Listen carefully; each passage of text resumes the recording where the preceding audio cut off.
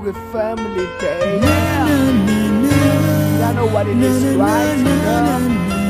POK Talent. Mình thôn là chơi them Valentine Day. Yamali trái quê, when in a lap band, cao đầu band, hey hey hey. My plan a kiss. My oki topi ne a nine to ne a three.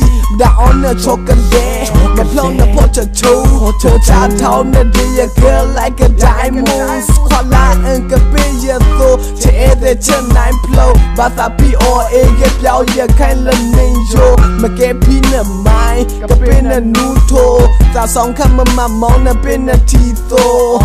No me mulla vaya sa. Jumbo no je en.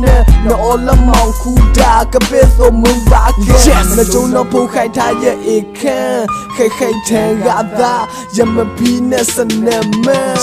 So ya waling tade na de ya nega.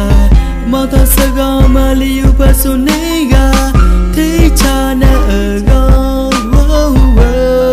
Baby. Lana go waling tade. La go sa emune. Yo la chame na de ya. La la sa na go na ya ma oh. Baby.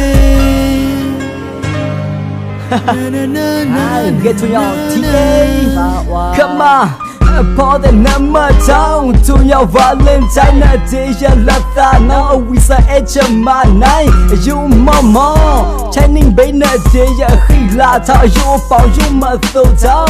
Hey, to me bay masa we got you long.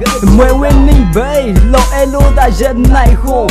Where the dress, na go yet you move. Valentine per, yama okay na oh how. All the mauler, ha, ya all the feeler. Let me your law, yam lo plana ta thong ya la khi nay. Valentine yo, la nay no more la blanc. La no yes a yo na around no forever.